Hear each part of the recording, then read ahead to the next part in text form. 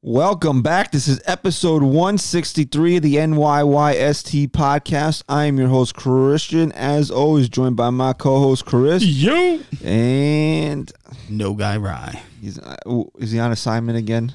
No, fuck that. Did you send him on assignment? I didn't put him on assignment. And if you didn't put him on assignment, who put him on assignment? Not me. Could this be Ryan's way of, for lack of a better term, bitching out on the punch for the pod? Okay. I'll be honest with you. He's just not going to show up now for the next... When he texted me and he said that he didn't realize we were recording tonight, like he forgot, and he had plans, he goes, I promise this isn't a punch on the pod scheme. Why would you go out of your way to say that? So it got me thinking, maybe this is a whole plan right now. If it is, I'm not in on it. As far as I know, he's not here. We did have, maybe he's been hiding up in the studio. I don't know. And he's gonna fucking pound me. Unless he's in your son's fire truck ride-along box, I don't think he's hiding anywhere. Goo. Hey, listen, wait. We keep forgetting this every episode. All right.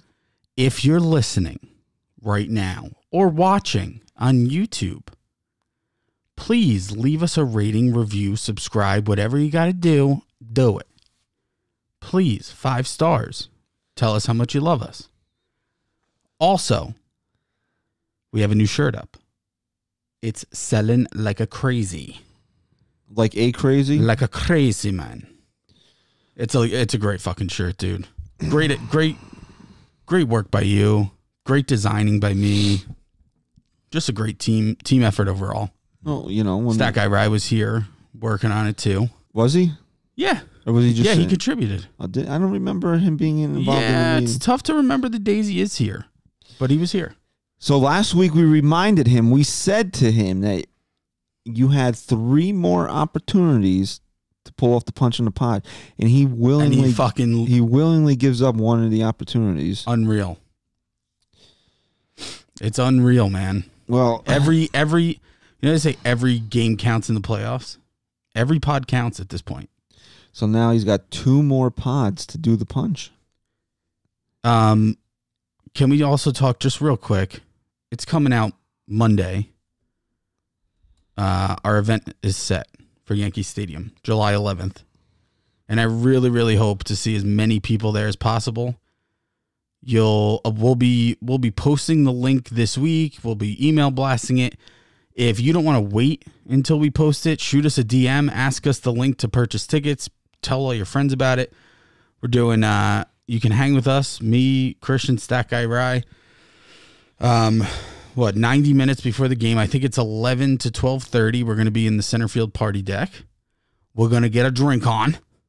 We're going to eat. And then we're going to go watch the game together. It sounds like a fun day.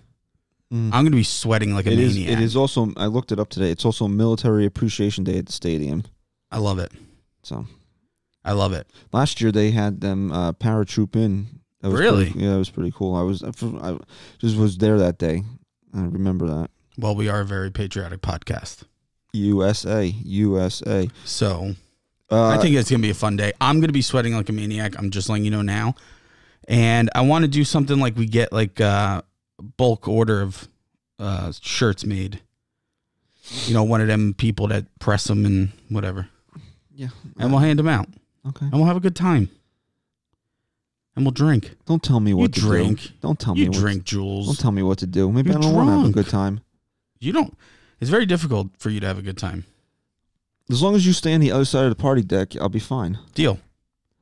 So we're recording Saturday night. Chris's daughter's birthday is Happy birthday, Sunday. baby! 8 years old. So unreal. You know, he's spending some family time tomorrow. So we said let's knock this out Saturday night, which frees me up because then tomorrow Sunday, the whole timeline's all screwed up now because it's Saturday. What, you gonna watch the Pro Bowl? No, it's the Royal Rumble, which was going to get me to the point of one of our best-selling shirts ever was the last time we did a WWE Yankees mashup. That was the best by far. When we did the Shield mock-up, and this is there's a prominent WWE NXT superstar that shares the same last name with a very prominent starting pitcher. He's okay in the Yankees rotation. So we kind of worked the two together. So if you want to see the shirt and you want to buy the shirt, it's what's the exact link or the website? NYYSportstalk.com/shop. Oh, so it's not shop anymore. It's the shop. I told you integrated. Yeah, I forget these things. I know these things, but then I forget them. Or actually, I wanted to plug this. I'm glad you said that. Just go to our Instagram at NYYST podcast. And I set it as the link in our bio. Click it, it goes right to the shirt. Very nice. Very nice. It's great. And also, while you're there, pick up a Derek Jeter Hall of Fame shirt that we released. Yo, that shirt, slamming. So swag up. Yeah, it's a good time to not bring that back, but to pick up some new merch from NYYST. So the Jeter shirt, Jeter was it Wednesday night or no Tuesday? No, yeah, Tuesday. It ultimately doesn't matter. It was Tuesday. Derek Jeter, we all knew that he was going to be elected to the Hall of Fame, and he was. He got 396 out of 397 votes. Douche. The thing that is aggravating to most people about the one person that didn't vote for him is that they're still living anonymously. Yeah, you would man the fuck up. What if it's a woman? I think it's Beth Harris, to be honest. Who's Beth Harris? So, been doing a little investigating. Oh, here we go. Okay. And I'm going through the list. As they're coming out, I'm comparing it to the people who are not accounted for just yet. Because I think there was a total, 8 anonymous total. I'm not sure if that's a hard number there. I don't know. I have no clue, so I'll take your word for it. But anyway, I'm just kind of in real time seeing who's accounted for, and I'm going through, and Beth Harris's name stuck out to me. And I went back and I did a little Twitter search, and she has a deleted tweet, but someone retweeted it as like they copied and pasted it. And the tweet was, Minka Kelly has had a rough year or something. First, she decided to date Derek Jeter, and then Charlie's Angels got canceled. Something like that. And then I'll keep going through everything she says on his 30 whatever birthday. Not much to celebrate today. 4 strikeouts, 0 for whatever for Derek Jeter. Reading some of her articles, the way she talks about him. I think she has something against Jeter. And I think she could end up being the one. Well, if she's one of the anonymous ones at the end of the day, I think it's her. I do. And that's just me. I have no idea. No one said anything. I'm just saying that's my gut feeling. Well, you would think somebody did this for the publicity of being the one that didn't vote for Derek Jeter, and they're still in hiding. Do you think they thought they wouldn't be the only one? Because if there was just 2, dude, I'd be fine with it. Is it not working? No, it's not working. Try well, you know what? We'll fix it when we break for the interview. Yeah, that's speaking of which, Dan Federico will be on with us in a little bit after we work through a couple of things here. We've been trying to get Dan on for a few weeks here, and Dan's going to hopefully have a steady segment with us. Dan's going to join us once a month in a little bit here. But what was I saying now? I completely forgot. We were talking about, do you think there was more than one? I was saying... they were talking about this on Joe and Evan the other day, and Evan's like, we've gotten to a point where the voters have gotten better, where there are not as many people are holding these stupid grudges like they did in the past. Like Griffey got really close. And people are held more accountable. Mo was unanimous. People are held more accountable nowadays. Everyone knows everything now. But my thing is, here's my problem. I don't care if Jeter was unanimous or not. I really don't. Main reason being, he doesn't give a shit. He's grateful. He would have been grateful if he was 75%. Here's my issue. Bro, he couldn't have handled himself better. Honestly, I mean, he was like joking with Jack Curry that it was him. Did you see that?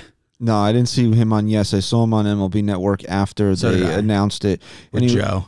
and he was like, he's like, you got 396 people to agree on something. You know how hard that is to do? It is. But here's the thing.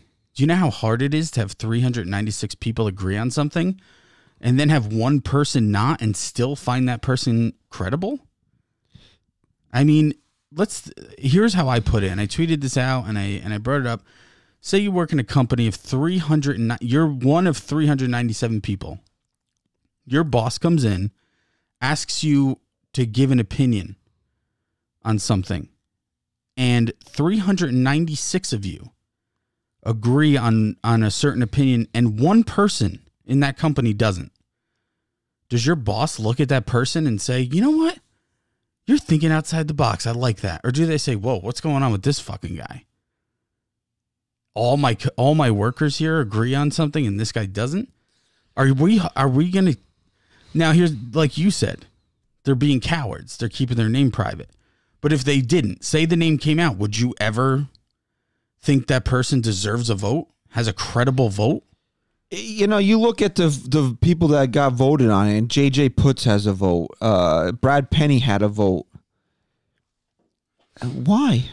Here's what it comes down to. Who sits there and says, yeah, J.J. Putz is a Hall of Famer? Here's what it comes down to. If you tell me that Derek Jeter isn't a Hall of Famer, you are a moron. You have something against him now. That's just one leg of the thing. So if this one person didn't vote for them, you would ask them, do you see him as a Hall of Famer? Yes, just not first ballot. Okay, fine. Was there 10 people, Christian, on that ballot that you think were better and more deserving of the Hall of Fame than Derek Jeter? Even if you include the steroid guys. Even if you include them. Was there any 10 more deserving that you would have had to leave Derek Jeter off of it? 10. No, because it's Bonds and Clemens and really everybody else at that with Jeter. Those are the three guys. So why? After Mo becomes unanimous, why? To be different? Somebody on the fan was speculating that it might be a Miami or Florida-based writer that is upset with Jeter with the way he's handled the Marlins situation. Maybe. But again, like, you're not voting on him as an executive. You're voting on him based on what he did on the field. And again, it just goes back. Is that person a credible person that should have a vote? If they're holding personal grudges against these people. I said it not too long ago. I'm not surprised he's not unanimous. I said he wasn't going to be because I think he's left a bad taste in some people's mouths. Now, most were mature enough to just vote on Derek Jeter, the player. You have one person who clearly wasn't. And who gives a shit?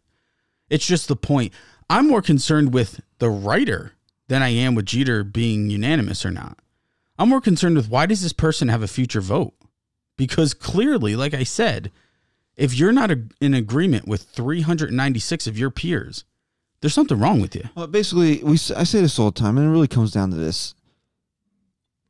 You got to look at the player of a Hall of Famer, or is he not?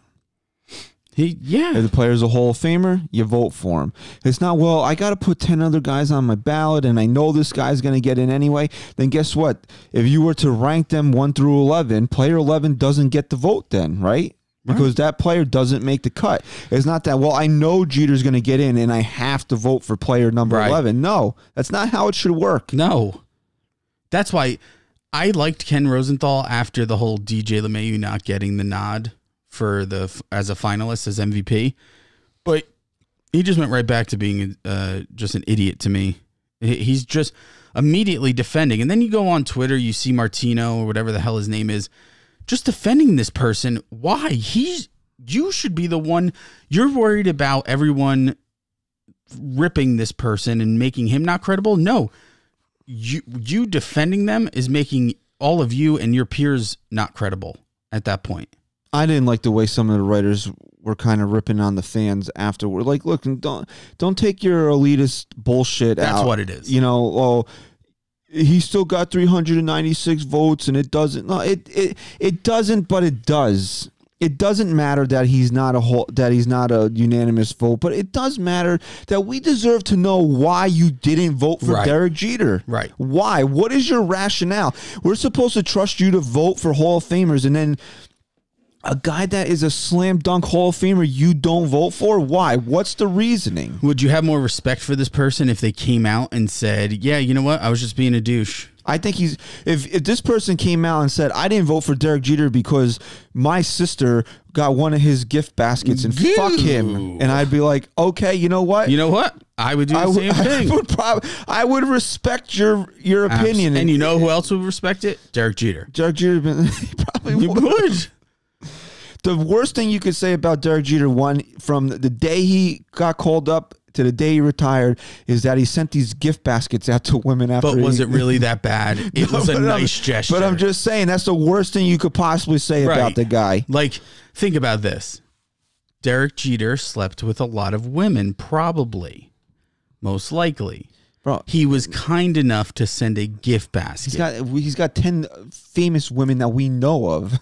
We've seen the you could field an we've seen the diamond that they put together, right? You've seen that graphic. Yes, that's what I'm talking about.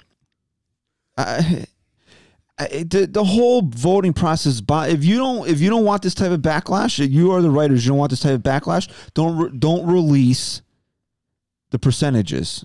Yeah, as far as I know, I'm not up on the Football Hall of Fame or basketball. I don't think they've released percentages. It's just either the person's in or the person's out. So don't release percentages anymore if you don't want this type of backlash. If the writers are going to come together and be this defensive, I agree with you. Because you look at a guy like Larry Walker. Larry Walker barely was staying on the ballot. His last year, all of a sudden, he's got another. What changed in 10 years? Right. What changed? Right. That was a great video. And look, to say that I was following Larry Walker's career closely when he was out in Colorado. No, especially at that stage in my. But come on, like, what changed? I agree with you. Did he hit another 100 home runs that we didn't know about? It was more like he was a nice guy and they threw him a bone. He's borderline. His final year was a really weak ballot, which is another reason why Jeter should have been unanimous. It really wasn't a strong ballot, especially with these steroid guys still not getting in. Joe and Evan broke it down on the show the other day. If you look at like the next 5 years, you have no slam dunk first ballot Hall of Famers coming up. The next guy that you can even really make a legit case for is Carlos Beltran. What about Ichiro? When did he retire? I think officially it was last year was the first full season. Yeah, okay. So it's still 5 years. I'm saying, okay, but the next guy coming up in the next 3 or 4 years is Beltran. And will he get votes after all this shit? He was borderline at best without it. Without it. Right. I don't know. Listen, at the end of the day, it was just stupid. It's the stupidity behind it that is frustrating. You know what I can't stand the most is that we've dealt with this a lot this past week with Derek Jeter going to the Hall of Fame, Eli Manning retiring, and I'm not going to go too far into it right now, but I'm going to use my platform to say a few words about Eli Manning at the end of the show. Okay, when fans that don't like the player want to take things away from them, like Eli shouldn't be a Hall of Famer. That's your opinion. You're entitled to it, but you can't say the first words out of your mouth can't be, well, if he didn't win the Super Bowls, but he did. Right. So that counts. Just like people want to say, well, if Derek Jeter didn't play for the Yankees, he did though. He did. He did. He won 5 World Series. And what if he played in Milwaukee? He still has the 6th most hits in Major League Baseball history. It's just the hypocrisy of, in this case, it's, but he played for the Yankees and the team he plays for matters. And then it's like they do the same thing with the MVP. It's just always discrediting a great player. They can't just give it up and just say he's great. If Mike Trout was on the New York Yankees, how much better would he be? How much better would his numbers be? How many more runs would he be able to bring in? How much better could they be? Exactly. Well, that's my point. And if he was on the Yankees, would people say, oh, but he was on the Yankees, so Jeter's got 3,465 career hits, 6th most ever in Major League Baseball. Guy's a career 310 hitter. He's a compiler. If he would have done that in friggin' Milwaukee, Minnesota, Pittsburgh, fucking Timbuktu. He's still going to the Hall of Fame. They actually wouldn't even make him vote. They would just throw him right in. Now, you want to say maybe because of the postseason stuff, he's that close to 100%? That has something to do with it. If he didn't have the postseason resume, where would he be trending? 93, 94, 95%? Yeah. He's still a slam dunk first ballot Hall of Famer. But you know what's so telling about Derek Jeter? And then I guess we'll move on. The fact that his postseason numbers, they stand out so much. I mean, he pretty much put together a full season. Yeah. And it's not just that. It's that when you compare them to his actual regular season, it tells the story of a guy who just was never too high, never too low, and he always just stayed Derek Jeter. And that's why he's so great. It wasn't just the numbers. It wasn't the jump throw. It wasn't the flip. It was all of it. And if you don't appreciate that, then you just don't get it. But 396 out of 397 people got it. So for that one, I'm sorry, it was something personal or it was just stupidity. And there's no other way to get around that. All right. So what do you want to do here? You want to move on to a couple other things? Yeah. All right. So Brian Cashman was on Yankees Hot Stove earlier this week, and he did have a couple of interesting tidbits that I figured we could go over before we bring in Dan. The first one is that it was told to Miguel Andujar that this is Gio Urshela's job to lose, and that Miguel Andujar is going to be doing a little training out at first base and in the outfield during spring training. Now, what is your initial thought on that? My initial thought should be good for him.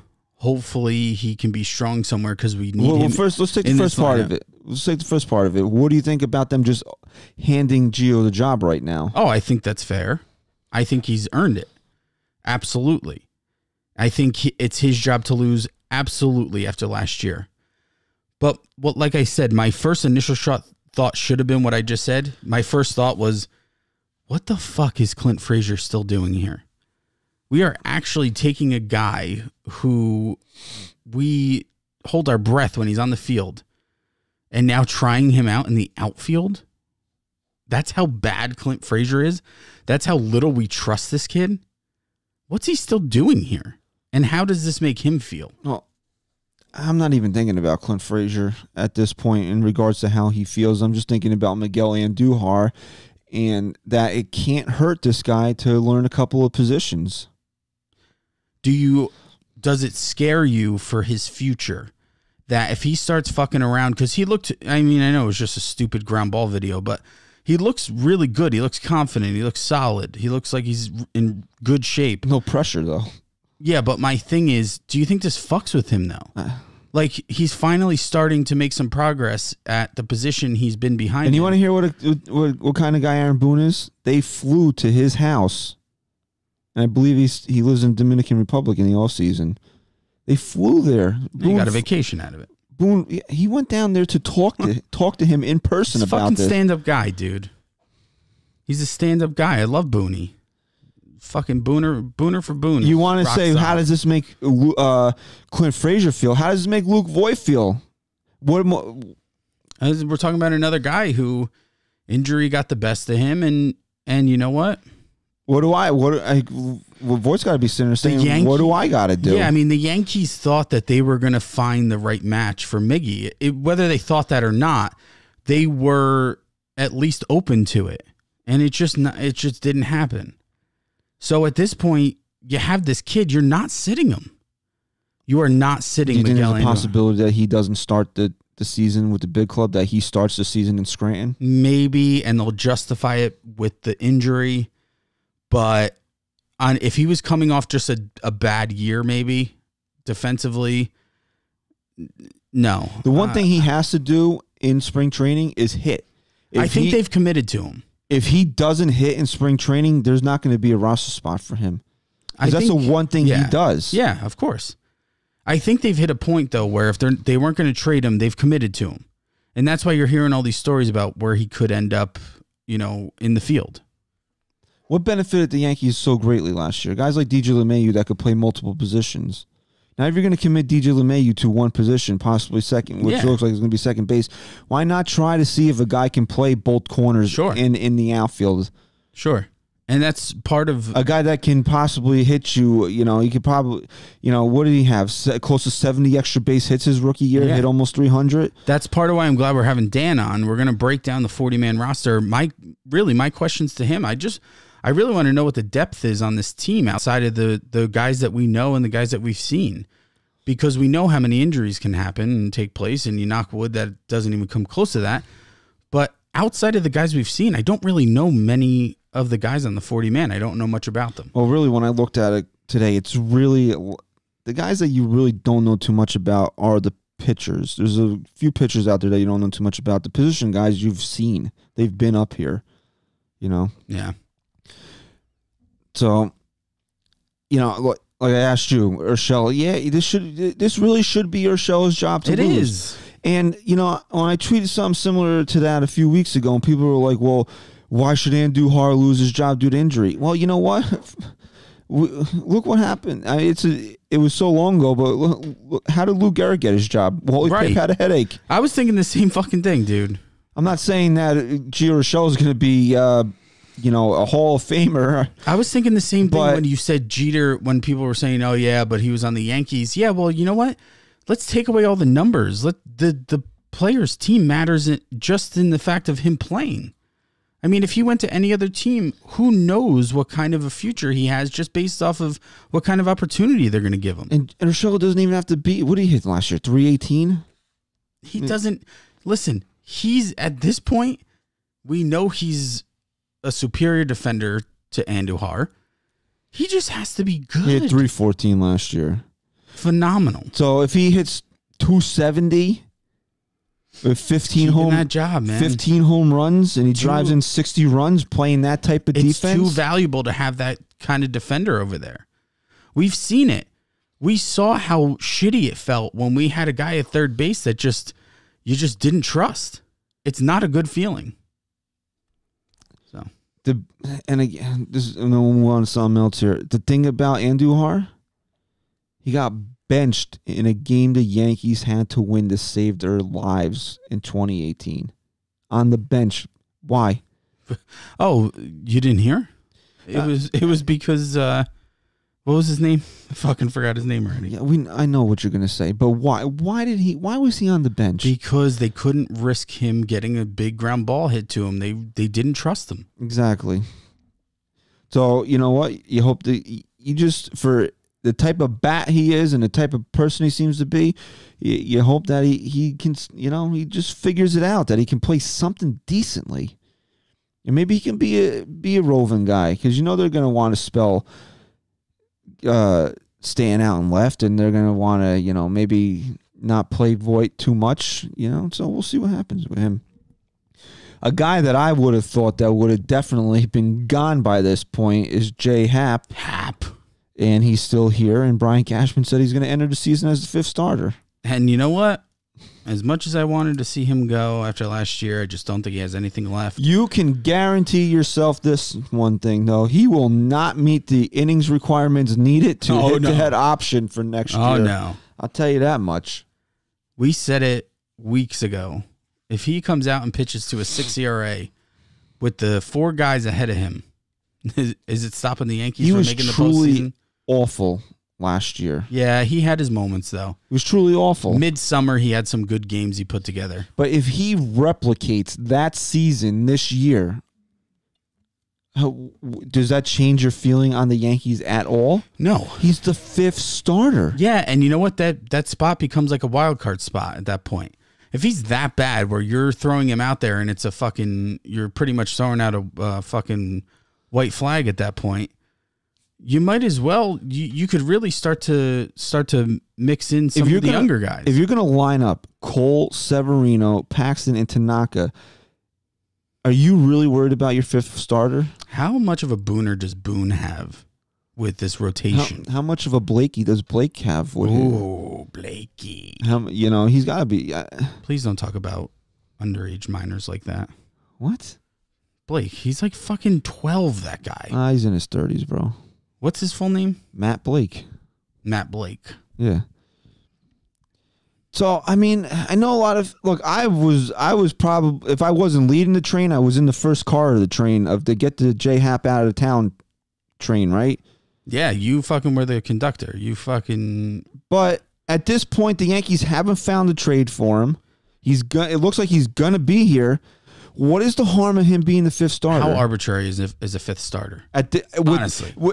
And to have J-Hap? Not always. I don't always agree that it is arbitrary. I think it's arbitrary on this team based on the guys they have in front of him. Masahiro Tanaka's your fourth starter. Yeah, like when Sonny Gray went out and shit the bed every time, we were relying on him. We're not relying on J-Hap. Last year, when J-Hap sucked, is because, what was he, your third starter last year? Yeah. Now he's your fifth starter. So who gives a shit? This is back to what we used to say about CC Sabathia. It's CC Sabathia. He's your fifth starter. He gives you 5 innings, 3 runs. You sign it and you take it. Yeah. But it's when you had to rely on him to be more that you worried.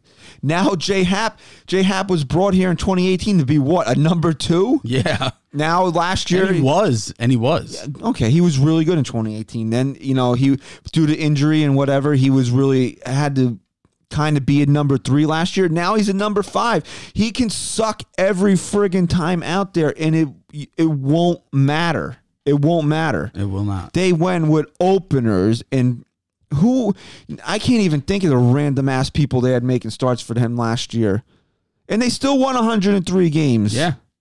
We're talking a strictly regular season. It doesn't matter. Here's what I'm going to ask from J-Hap. Get me near the 6th inning and don't fucking blow the game up in the second. And that's it. That's all I'm going to ask of you. Give me 5 to 6 decent innings. You give you know what? Give me 5 innings and 4 runs every time you go out there. That's the baseline of what you do. I'm going to be ecstatic. Yep. Because I got my top 4. I can't ask for, you can't really put together a top 4. You're right. All right, you want to go to Dan? Let's get to Dan. All right, here's our interview with Dan Federico. You can follow Dan on Twitter. I got to look this up. At Dan J. Federico. Is it Dan J. Federico? Is Dan J. Federico. Because I know Dan, he likes to change it up every once in a while. Pretty sure. Just checked it. It is. He is verified now. He's verified. Verification. So follow Dan on Twitter at Dan J. Federico, and here is our interview with said Dan. Chris and Christian of NYYST on the phone here with Dan Federico. You can follow him on Twitter at Dan J. Federico. Dan, thanks for spending Saturday evening with us. And what up, Dan? How you doing, bud? Christian, man, thanks for having me again. So happy to be back with you guys. Yeah, we've been trying to touch base for a few weeks now, but you were under the weather, and then we wanted to do a little something on the cheating scandal last week. So we're glad we can touch base here on Saturday night as we approach spring training. We like how you post a lot of these scouting reports on Twitter, so wanted to get your take on some of these lesser-known guys the Yankees have on their 40-man roster, because, you see on social media, fans always like to be like, oh, well, why did they do this this guy? Well, we want to know why this guy is on the 40-man roster. Kind of like, Dan, we can compare it to why isn't Chance Adams up here? Well, he's in Kansas City. Filling in. No. I'm saying in the past, everyone screamed. Yeah, well, it was because Chance Adams was a bum, but no one knew it. We didn't have the scouting report. The minor league numbers sometimes, they could be inflated. So that was a big thing with Chance Adams. I mean, now he's with the Royals. Good luck to him. But yeah, we all remember how everybody was screaming for him to get a spot in the rotation. Dan, I don't. Sorry. Okay, go. I don't want to waste time on Chance Adams at all. Obviously, he's not a Yankee. I just want to ask you this. Being someone who follows these guys a little closer, was Chance Adams simply just the Yankees hyping someone up that they knew they were hyping up, or did he just not pan out to be what he was supposed to be? So you could search tweets from my back, I think it may have been even 2016.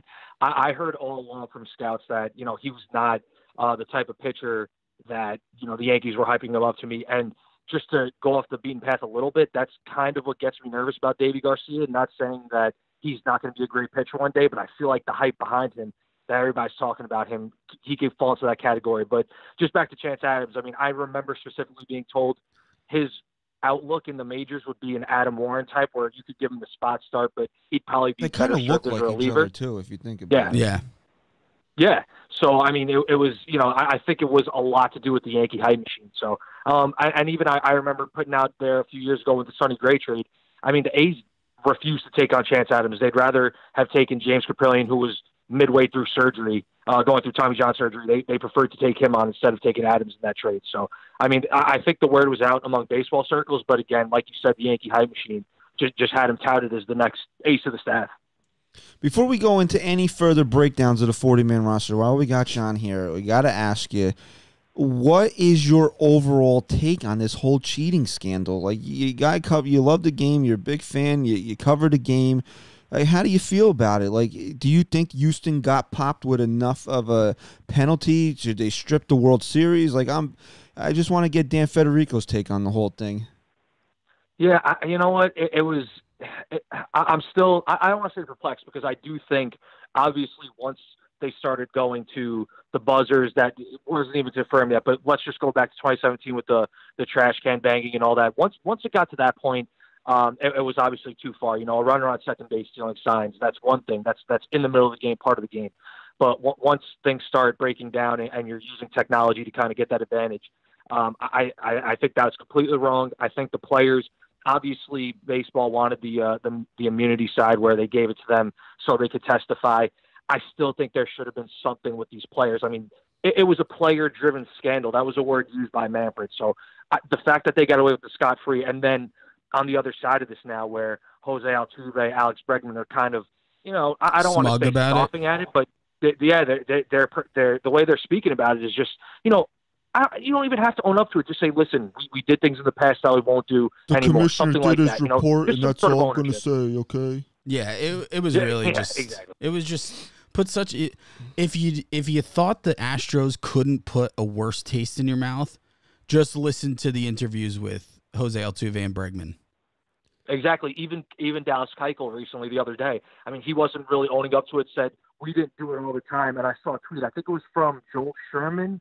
I don't want to get it wrong, but he said, if you were doing it against Danny Farquhar when you guys were 17 games up in the standings and already clinched the playoff berth, why wouldn't you be doing it for every game? So they're trying to put a Band-Aid on a bullet wound, So I think I do personally think that the players should have faced repercussions. I'm sure this season, we've seen with Mike Clevenger, even Marcus Stroman, Chris Archer, all these guys treating it where there's going to be some player-on-player retribution. So it's going to be a very interesting year.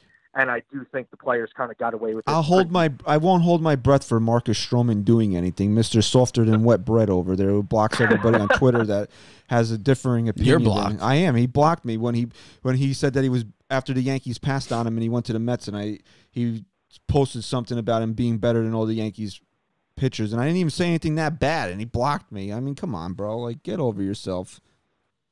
Yeah, so maybe not Marcus Stroman. But Clevenger, man, I could definitely see him. Yes. Dude, Clevenger just went out. I'm looking forward to. Clevenger's like a maniac right now. He's a maniac. Oh, yeah. And you know what? Rightfully so. Kind of excited. The Yankees are hard. Yeah, the Yankees have got one of these guys in their clubhouse now, and they spent $324 million on him. You got to be wondering, are the Yankees trying to get information out of Garrett Cole to see what he knows about this whole situation? I'm glad you brought that up, because I wanted to ask Dan. Me and Stat Guy Ride were talking about this last week. I kind of went back to when the Astros were eliminated in the World Series, and Garrett Cole was so quick to just put on his Scott Boras hat and talk to the media and make his little joke of, I'm not a part of the. Do you think a part of him knew everything that was going on and just didn't want to be associated with it? Maybe he was tipped off that Fiers broke this story or was breaking it to The Athletic, and he just wanted to disassociate as soon as possible.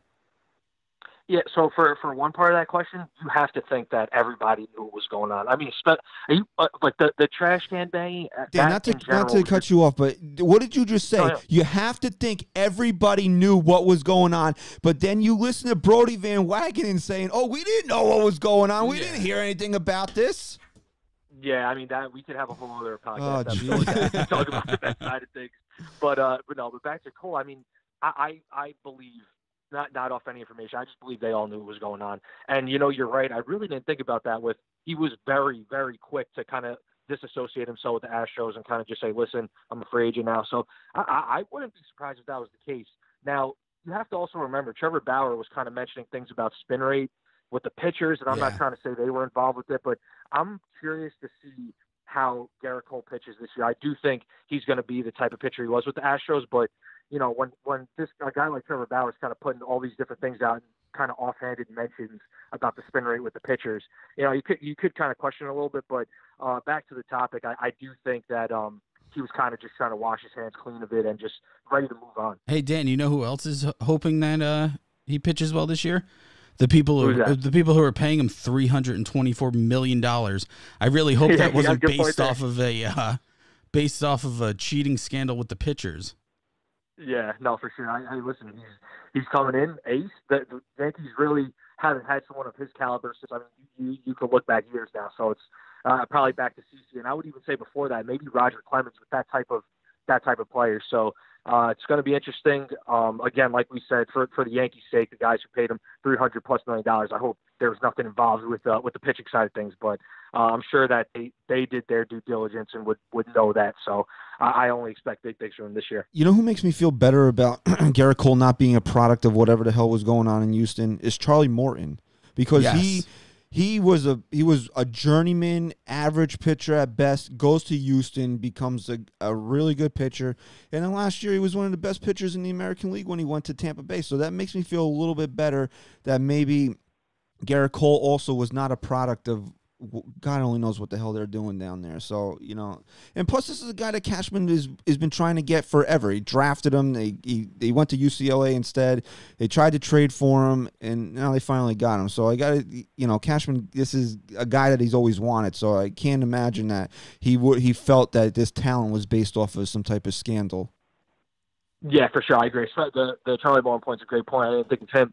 But yeah, I agree with you 100%. I don't think the Yankees would have really messed around and gave as much as they did and had as much interest as they did if they thought that any of this was a product of some sort of cheating scandal with the Astros. So I do think you're right on that end. So let's bring up a guy that had a phenomenal rookie year in 2018. He was hurt. One of the bigger losses of the injury-plagued 2019, and that's Miguel Andujar. We heard Brian Cashman mention on the Yankees Hot Stove earlier this week that it's Gio Urshela's job to lose the third base job, and they're going to try him out. Speaking of Andujar, in different positions, possibly for some outfield. What do you think the future is for Miguel Andujar? Is he going to be? Are you going to try to turn him into a super utility guy? Is ultimately he's just going to be a guy that gets traded, or do you see maybe Gio Urshela falling off the cliff here, and Andujar maybe going back into being the third baseman? So this could probably classify as talking out of both ends of my mouth. But on one hand, I think you have to have Miguel Andujar in the lineup on a near regular basis based off what he did, not only his rookie year, but he's had those type of numbers throughout his career in the minors. But at the same time, I feel like Gio Urshela, yes, he had a great year last year, but I don't know if you could base off how fantastic he was last year and just think that he could do even close to those numbers, and that's nothing to take away from him. I just think he had a career year, and he was amazing. But I just don't know how somebody of his ilk, where he's never really done that sort of stuff, if he could recreate that again next year. But back to Andujar, I mean, I was always in the belief that sticking him at third base and keeping him there was the best move, only because if you're going to have him bounce around the infield, or bounce around the field in general, he's already not a great defender, as we all know. So having him try different positions and work on different things all the time, I don't know how that's going to affect him either positively or negatively. That's something we'll obviously find out because, as you said, Cashman already told everybody that that's the plan. I do think that he could probably be at least a capable first baseman. His range hasn't been as big of an issue as throwing to the base from third base to first base. So I think it's a possibility there. But like I said before, I just think in general his bat, even as a designated hitter, he was arguably the most consistent player on that team his rookie year. So I think having him in the lineup on a near everyday basis is something that should be the Yankees' number one priority with him. You know what scares me just a little bit? Your face? I agree with you. And I said it before you came on. Could this affect him negatively, where he's finally seems to be progressing a little bit at the position that he's weakest, that he's supposed to be playing? Now we're going to throw him all over the place. But here's something that scares me with Miguel Andujar. Just given his makeup so far and what I've seen from him, putting him at DH, because here's the thing. You put him in the field somewhere, there's not pressure. Christian was saying that earlier. You throw him at DH, and he has all the pressure in the world back on him, because that's what we know he's good at, and that's what we're expecting him to kind of jump through and, put up these spectacular numbers. Does that put the pressure back on Andujar just being a full-time DH? Yeah, I mean, you would assume so. Like you said, that was his bread and butter as a hitter, and that's where he, excelled the most his rookie year. That's what he's done his entire career in the minor leagues, was hitting. And I do think that could adversely affect him by just saying, listen, this is all you have to do, when, being on defense, it kind of not necessarily took his mind off of offense, but, he's probably, at third base just trying his best to focus on that game, where hitting is just kind of something that comes as nature to him. So you're right. Being a designated hitter could affect him. I heard the same thing about Giancarlo Stanton in that regard, where I was told by a scout that they thought he would just be better as an everyday left fielder, just because once you relegate somebody into that DH role, and that's the only thing they think about is hitting, it could kind of, as you said again, adversely affect him. So I do see that as a potential problem with Andujar as well. Well, before we get into the guys that we don't know anything about, let's talk about one more guy that we do know something about, and that's Clint Frazier. Now, the Yankees were playing Tyler Wade in left field ahead of Clint Frazier last year, so this just shows you how much they thought of Clint Frazier's defense. Now they're trying to get Miguel Andujar to play the outfield. We know Clint Frazier's got a major league bat. Same thing with Andujar. His deficiency seems to be with his defense. You almost get the sense the Yankees don't want this guy around, but then they don't trade him. So what is Frazier's future with this organization? Yeah, I mean, I don't necessarily see a future. Whether that's right or wrong, I don't know. But, Talkman really emerged last year, and he kind of falls into the Urshela category, where is he going to be able to repeat what he did? We don't know. But that's something we could, talk about at a later date. But, going back to Frazier, I mean, he's just, I don't know. I personally, he's somebody who I think is a good fit for the Yankees, where he has that electric personality. He seems to bring a lot of fire when he's on the field. The fan base really loves him. He's somebody who feeds off that energy, but he just doesn't seem to be that clean cut, that business personality type of guy that the Yankees love. But at the same time, like you said, there's just no, you would think that they would showcase him as much as they can if they wanted to trade him. I feel like they've only hurt his value since the last season or so, where they kind of, like you said, played Tyler Wade in left field, and, we're pulling up so many different people over him, or just keeping him stuck in AAA when he was hitting well. I don't know what the plan is. My gut reaction is that they'll trade him at some point, but there's just no way they'll get the value they could have got if they did showcase him in a better way. And here's the thing too. I mean, you might disagree with me, but the age of the steady DH, the permanent DH, is kind of fizzling out, because unless you have an older guy on the team who can strictly just DH, there's so many off days and so many guys needing to get rest on certain days that you're constantly just taking one guy out and giving him a half day off, and so on and so forth, where you can't even say, hey, is there a team out there looking for a steady DH anymore? Because there's not. So unless this guy can figure out a way how to catch a fly ball, I see him wasting away, to be honest. Yeah, and like we said before, it's just they've done him no favors. I mean, I understand that you want the team to win. You don't want to risk putting him out there because he has proved to be a liability. But at the same time, when you're going to use this guy as a potential high-quality trade chip, you just got to throw him out there and you got to use him. But like you said, I mean, DH it's kind of going away where you have one set DH. They're rotating position now. So I don't know the trade value in him. I could just see him being a part of a big package where somebody would, there's multiple prospects going, and they'd be like, okay, Clint Frazier, we see he could hit. He's somebody we'll take, a chance on kind of thing. But, I don't see him being the centerpiece of any deal for like a Nolan Arenado, let's say, something like that. No, he can't headline a deal like he did with the Andrew Miller trade. Whereas 3 years ago, Exactly, a couple years ago, yeah. you were saying he can headline for an ace. Now he can't headline for a bag of balls. No, that's the thing.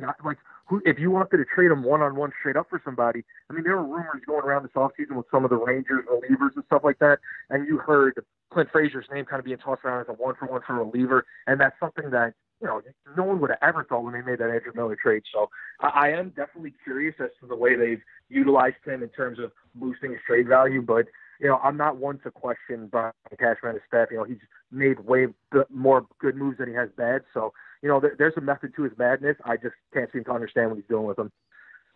All right, so let's jump in here, get into some 40-man roster talk here, because who's the last guy to go? Who would you affectionately refer to him as? Sharpie Tutus. Yeah, Stephen Tarpley got DFA'd when the Yankees officially signed Brett Gardner.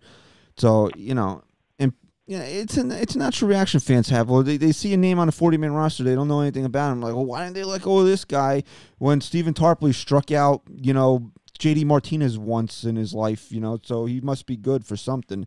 But, so, you're good at this. Whenever you post these scouting reports, I love reading them and get a little insight on some of these guys. So let's open it up here. And, I picked out, I think, about 4 or 5 guys that the names don't really jump out at you as guys that have a lot of exposure or name value. They're getting paid the bare minimum, Dan, and we don't know who they are. So you want to see what I'm here for. Why are they on the 40-man? What's the upside on some of these guys? So the first guy we'll throw out at you is Luis Gil. So Luis Gil is somebody who I've been pretty fascinated with. He's been told to me, and another name on here, the list that you may have, Luis Medina, both of these guys, as like the prototypical Yankee prospect, pitching prospect, where kind of in the ilk of Severino. In that regard, where a lot of strikeouts. He's still working on his craft, but somebody like Gil, he's tall, skinny, but very athletic. He's got his delivery. He's working on it, but his repeatability is something that scouts have told me is he needs to work on. But his arm is so quick and so powerful that his fastball just jumps at you, and it looks like he just throws with ease. So that's something that really works in his favor. Just like I said before, the fastball is very tantalizing. That's a word a scout put to me. And he can place it all over the zone, which is a feature that, you want to see out of a prospect that young, where he could still kind of work the plate and place the ball where he wants. So that's a great skill he has. And then another thing is his curveball is really coming along as a secondary pitch that he's been working on for a while. So one scout told me he does have top of the rotation potential, still a very long way to go. But out of all the guys that are on the 40-man, he's probably got the highest potential and the highest upside.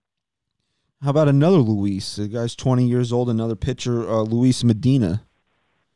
Yeah, so Medina, like I said before, again, that prototypical Yankees pitching prospect.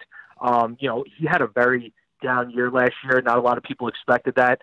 But as one player personnel person, that's a tongue twister, told me, of alliteration. He has one of the best curveballs, not only in the Yankee system, but in the entire minor leagues, as one person put it to me. So that's a pitch that definitely works in his favor. He's a very aggressive pitcher. He's very athletic. But again, his season last year showed struggles, had a high walk rate.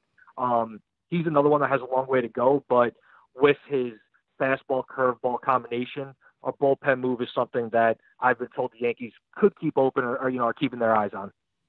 I think a lot of I won't say that I never heard of Gil and Medina. You've heard those names come up a couple of times, so they're on the periphery of guys that you may have had pass through your brain. But here's a guy that honestly I know nothing about, and that's Nick Nelson.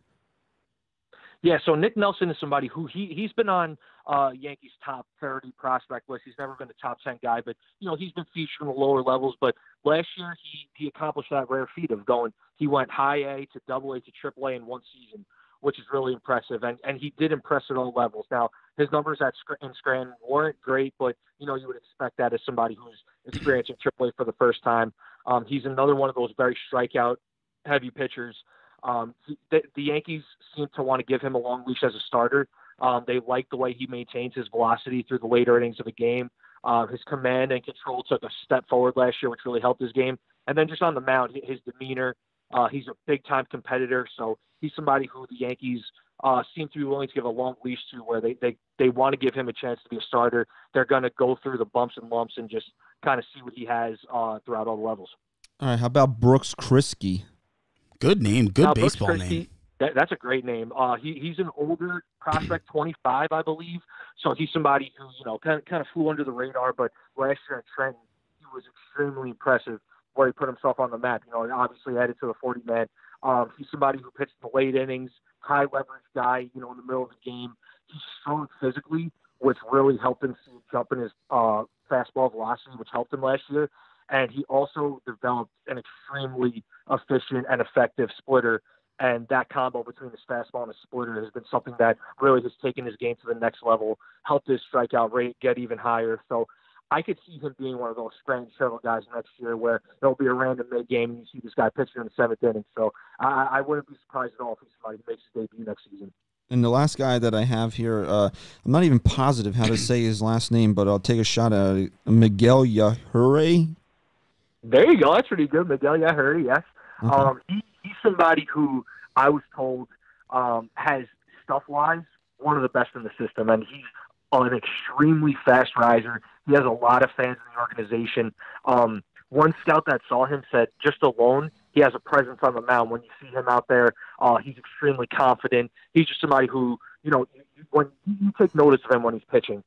He has a 4-pitch mix, isn't afraid to use any of his pitches at any point in the count, which is something that really works in his favor. He saw an uptick in his velocity last year. 2 years ago, he was hitting 95 on the gun. Last year, he reached up to 97. So that's something that scouts notice. Cutter is an emerging pitch that he uses a lot, and he's just a strikeout pitcher. He's somebody who gets outs. Another guy who I think could be one of those grand shuttle guys. I know he's a starter. I think the Yankees are going to keep him there because of his success, but I could see him also being, helping out next year in a relief role. Dan, let's talk a little position player before you go. Sure. I don't want to, we were saying this before, I don't want to even think about the Yankees with the injury bug like they had last year. I don't even think it's possible to replicate that, to be honest. But let's just say, I feel like every year the Yankees have a Mike Tauchman. Not in a sense of a guy we don't know about that becomes, a pretty big player for them. Just in a sense of you always have that one guy that comes up and fills in a role. We had Shane Robinson a couple years ago that was miserable. Who was the Yankees' depth outside of the guys we know, the Tyler Wades and the Tyro Estradas? Is there anyone out there that you can see in the minor leagues possibly making a debut for, a few games this year? So I'll give you two guys. Now, you first mentioned Tyler Wade, Tyro Estrada. Somebody in that ilk that I think could, like you said, if injuries happen, which, fingers crossed for the Yankees, it's nothing like what happened last year, but Hoy-Jun Park is somebody who was an international free agent signing back in 2014. He's a great defensive shortstop, also plays some second base, so he's really bounced around between that middle infield role, kind of in the ilk of Tyler Wade, where left-handed hitter. He's a speed guy. He's a defense-first type of player, but last year his offense really started coming along, hit 272, 363 on base percentage. The organization sees him as a hitter that's developing over time. He's got good speed. He's got a lot of really good intangibles. Again, like that Wade Estrada ilk. So if something happens with them or they're struggling, June Park is somebody who I think could be, he'll be in AAA next year, so he could be that guy who's next in line. And one other player I think that not a lot of people realize that the Yankees have in their system, but had a great year last year, is Chris Gittens. Now, he was the Eastern League MVP with the Trenton Thunder, first baseman, extremely powerful guy, had almost a 900 OPS last year, spent the entire season with the Thunder, had 23 home runs, 77 RBI, power to all fields. And, we have Luke Voigt, Mike Ford, these guys who, and also possibly Miguel Andujar, who we were talking about before, first base, but a lot of people have questions with these guys. Now, me personally, I'm a big Luke Voigt fan. I think he's going to be tremendous next year. So is my wife, Dan. So is my wife. For different reasons. Yeah. He just has his plate discipline. I don't know. I'm a big fan of his. Ford is one of those guys we were talking about before. Is he going to be able to replicate that success he found Dan, last I year? make this joke all the time on this show. Dan, Mike Ford reminds me of he should be playing on the Springfield Nuclear Power Plant softball team. That's what he should be in the movie Beer League. He does look like that kind of guy. And listen, we don't know if he's going to be able to do it again. Him and Gittins are going to be competing at first base, I believe, in AAA. And I think Gittins, right-handed hitter, but could hit to all fields. I wouldn't be surprised, again, injury struggles with Ford or, Andujar's not really being able to adjust to first base.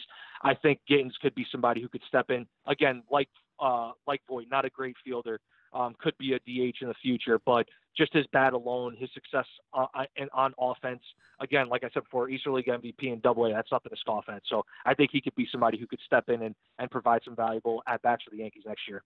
Dan, last one from me, and because we've been doing a great job here on this interview covering these minor league guys.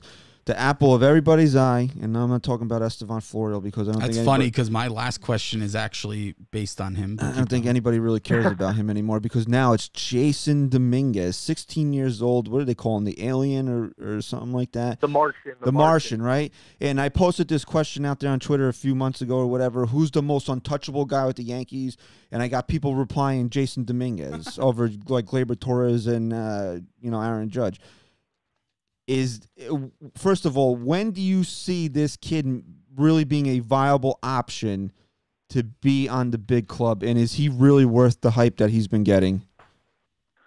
So personally, I haven't spoken to anybody who has seen him. Obviously, it's kind of hard, playing in a different country and stuff. But I don't want to say that I have low hopes for him, but it's just hard to have all these extremely high hopes. And it's not just fans, you see Baseball America ranking this guy so high in their prospect rankings. MLB Pipeline came out with their today. He's on their top 100 list. Guys never hadn't at bat in professional ball. So, there's obviously stuff there. I'm not going to disagree with those guys. They're the professionals.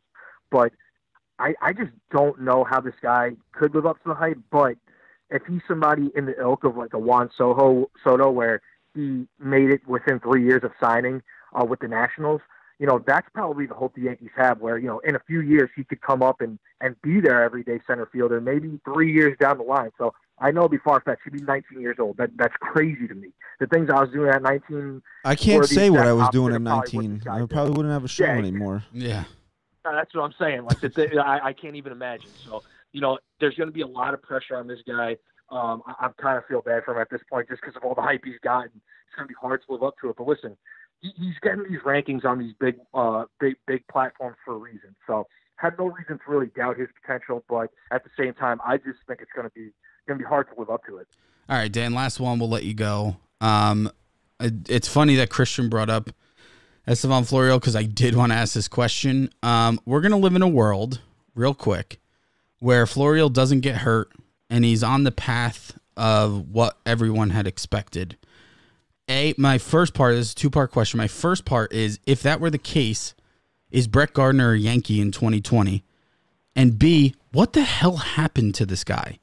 Have the Yankees, have the scouts, have they completely written this guy off? So I know people I've spoken to about Florial outside the organization is that, the injuries hurt him completely. Remember, it was a wrist injury that affected his swing.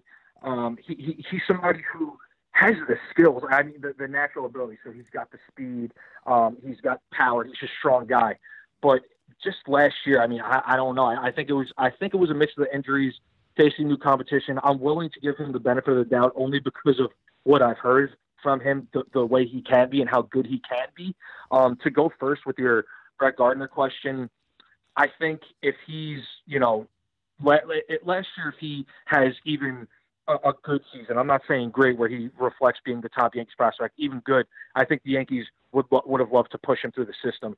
So I think they're going to give Brett Gardner another chance this year. Obviously, he's going to be on the roster. But if all goes well, I think he's a logical person to step in because then, you could always shift Hicks to left field and put Florial in center field. We don't know what's going to come up. Did you mention Aaron Hicks? Did you say Aaron Hicks? Aaron Hicks, yes. I know people forget about him, but remember, 7-year deal he signed last year. He'll be a lot more Aaron Hicks. He's like he's Glass Joe, though. Yeah. Put this guy in a friggin' bubble. Listen, I don't disagree. I not to go off topic, but I wasn't. I actually wasn't that mad at the contract. No, we're not either. It was a steal, dude. It was a steal. But I mean, can he stay healthy once? It's all. Yeah, no, once in 7 years. That's all I'm really asking.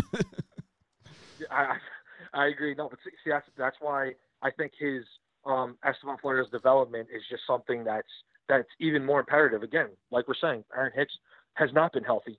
Granted, he's been a great player when on the field, but how often can we say he's been on the field? So there's a lot riding on Florial in 2020. I know he's already split off a bunch of lists, and people are down on him, which I think may work in his favor. Not as much pressure to try and live up to that hype. So I think it's a big year for him. As long as he stays healthy, I think he has a good chance of developing closely into the player that people think he can be. All right, Dan, thank you very much for spending part of your Saturday evening with us, breaking down some 40-man roster talk and, some guys that might be making impacts on the Yankees sooner rather than later. So you can follow Dan on Twitter at DanJFederico. Again, Dan, thanks very much, and we'll talk to you again soon. Thanks, Dan, bro. We appreciate it, man, as always. Thanks, fellas. Always a great time, and I'll be looking forward. Hopefully, you guys see my credit card number when I buy that Garrett Cole Bay Yankee shirt, because that's one of the coolest things I've seen in a while. So awesome. I'll be getting that soon. All right, man. Thank you. All right, thanks, guys. Appreciate it. All right, Dan Federico, thank you again. He took time away from his fiance to spend talking baseball with us, and not even like. You think she hates us now? Nah, I hope not. I mean, the thing about Dan is he's not even like main topic type stuff that you hear on sports talk radio. He's like digging deep into the minor leagues. He's like, and it's just so natural for him. Yeah, he just got this. He's like Brooks Kriske. Yeah, I know him. Like, you guys are dumbasses for not knowing who Brooks Kriske is. Right. Maybe we shouldn't have had him on. Makes us look bad. No, he's part of the team, right? I love it, bro. Home team, baby. We got to talk to Dan. We got to come up with a fun name. We could do like Federico's Farm, something like that. But we had Ryan on the farm when we first started the show. Ryan, the thing that pisses me off about Ryan is that everything he was brought here to do, he doesn't do anymore. He doesn't even punch me in the face. I mean, how many people are waiting for this? I can't wait. He's going to get a haircut. Well, I think maybe this is. Maybe it'll be better. Maybe he's just not doing it because he knows he needs to get a haircut, and this will force him to do it. I think that either the punch or the haircut will be great for our YouTube. No, the punch will go viral. It won't go viral. It'll go viral. It definitely will. You get knocked out, will go viral. You have too many people out there that will be like, why is this funny? Why are we condoning violence? Because it's funny. Your brother it's fucking hilarious. Your brother punched you in the face for some. I don't even remember the reason how this came about. It's hilarious. I'm going to show my kids the footage right after. For Christmas next year, it'll be a DVD of Uncle Ryan punching you in the face. The Grinch. Yeah. So last week you got your 4 minutes of fame to talk about whatever was it, DraftKings. Did you ever get a resolution to that? They voided the bet and gave me back the money that I bet on. That's better. Fuck them. That's better than nothing. Yeah, whatever. Fuck them. It could have did nothing. So at least you got your initial bet back. Yeah, whatever. This is what your problem is. No, I stick to my guns. What I believe is what I believe. That's fair, but at least they did something. They could have did nothing. Could have done nothing. They could have did nothing. You need me to teach you grammar now? No, don't worry about it because this is the podcast, okay? Okay. So I want to close the show out. If you're not a New York Giants fan, if you're not a football fan, you can turn this the fuck off. Thank you for listening to episode 163, and we'll talk to you next week. But for those of you that are, I hope that you stick around for the next couple minutes. I'm not going to take up a lot of time, but for me as a fan, this was a big week, and I don't know if there will ever be another week like this in my lifetime as a fan, where my two favorite players in each of the respective sports that I'm not a basketball fan, I'm not a hockey fan. My first passion is the Yankees, and then come the New York Giants. And Derek Jeter goes into the Hall of Fame, and then a couple days later, Eli Manning announces retirement. I mean, you talk about the emotions that gets stirred up inside of you as a fan that you get to relive. Now you're reliving these moments and you're celebrating the careers of these two men. It's Nothing, I can't imagine. I hope that in 15 years we have something like this going on, because that means that the Yankees will have one more World Series and the Giants will have some more Super Bowls. But you can't count on it. We lived in a golden age with these two guys being in this city for the same time, and we were able to celebrate 7 championships between the two of them. Yeah. And you couldn't really ask for two classier guys, better guys to represent their organizations in the way Manning and Derek Jeter did. But this is a Yankee podcast. We speak about Derek Jeter ad nauseum on here. Yeah, I just want to take a couple minutes here as a Giants fan and just say thank you to Eli Manning, because you listen to sports talk radio all week, and it gets nauseating because everybody wants to debate whether the guy's a Hall of Famer or not. And it's a very fair argument to have, because he didn't have a ton of elite level seasons. He was never. You would never look back at Eli Manning in any season, regular season, and say at any given time he was considered an elite quarterback. Is that fair? I wouldn't say never considered him. There was years where he was at the top of the sport, in my opinion. And I think, and people want to go to his record. It was 117 and 117. The Giants did a really terrible job of putting talent around him in the latter years. I mean, if he would have retired after the second Super Bowl, we're not even having a debate whether or not he belongs in the Hall of Fame. It was after that where the Giants had one winning season. And no offensive line. Yeah, I mean, but not even to look at the negatives, just to take the positives out of it, that you couldn't, as a Giants fan, when the Giants made this draft day trade in 2004 to get him, and people look negatively on him that he didn't want to play for the San Diego Chargers. But look at it, this guy wanted to be in New York. He wanted to be the guy to resurrect the New York Giants. How many guys shy away from the spotlight? How many guys don't want the pressure of being in New York? Most, and most who do want it come here and they fail. So you got to give it to him that he knew where he wanted to be, and he wanted the biggest spotlight on him, and the guy delivered. You get your franchise quarterback. He's here for 16 years and wins 2 Super Bowls. And guess what? Doesn't miss a fucking game. Can you if the Giants got that out of Daniel Jones, we're doing cartwheels in the street, okay? You can't ask for more than that. And they always say the best ability is availability, and the guy didn't miss a game.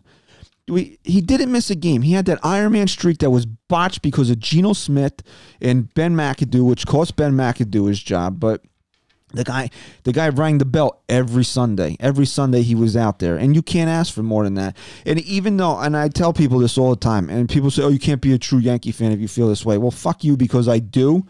The Yankees are my first passion. The Yankees trump everything else, right? If I could only choose one sport to watch for the rest of my life, I would give up the NFL. It wouldn't even be a question in my mind.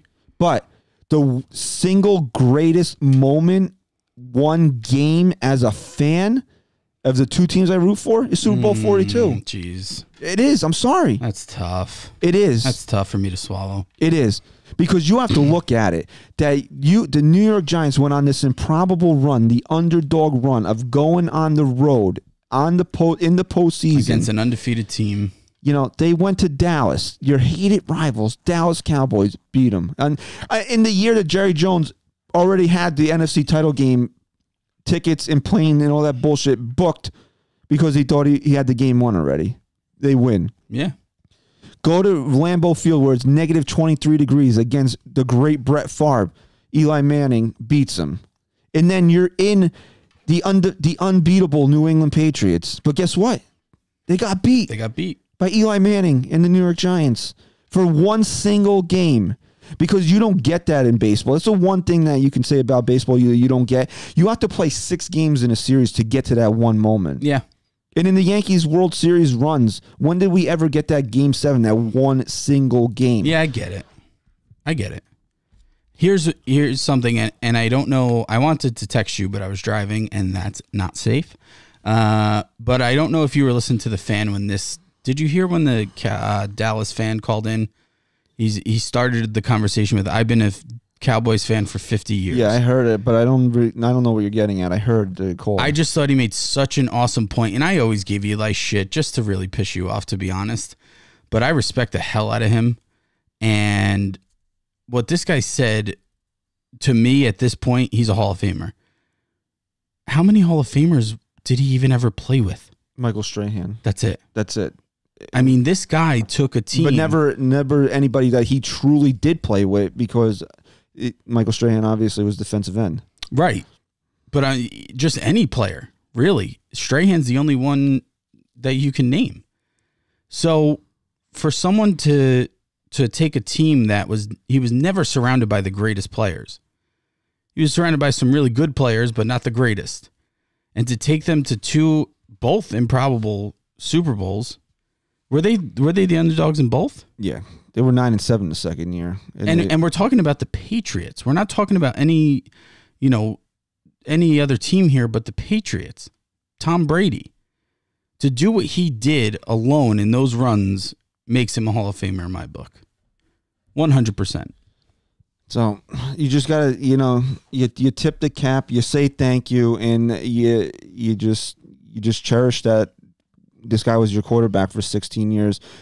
Never embarrassed the organization, even though at times he could have thrown guys under the bus. Odell talked all that shit about him. The way that he was treated when he got benched in Oakland for Geno Smith, never said a negative word about it. Never said anything about anything. Listen, we're gonna coin a phrase here. His gift basket moment was the autograph stuff, and that was never proven. It was never proven. I guess his gift basket moment would then technically be that he didn't want to play in San Diego. But once he came here... No, we're talking, though, about New York fans. His gift basket moment while he was a Giant was something that was never proven. Well, I don't know if you heard what he said in his press conference, because this guy was one of the most polarizing figures in New York sports history, where, the Eli's adopted signs were out in Giant Stadium, and... he was booed and everything. And he said in his press conference, he goes, Giants fans, you are unique, but I love you for it. Unique New York. That's Eli Manning's way of saying you guys were fucking assholes to me. But I love you. But I love you anyway. So, Eli, from the bottom of my heart, man, thank you for everything. Thank you for the 2 Super Bowls, man. And, enjoy your retirement, bro. You definitely earned it. And don't come back. No, don't be a Brett Favre. Yeah, please don't come back. You said once a Giant, always a Giant, and for you, only a Giant. That's it, brother. Enjoy retirement. Thank you. Is that it? And thank you for listening to episode 163 of the NYY Sports Talk podcast. Unless you have anything else you want to say. I'm good. You can follow us on Twitter at NYY Sports Talk. Follow our guest today, Dan Federico, at Dan J. Federico. If Stat Guy Rye wants to join us next week, he will have 2 more opportunities for the Punch on the Pod. Uh-oh. We'll see how that works. But thank you for listening. Chris, say goodbye. Peace.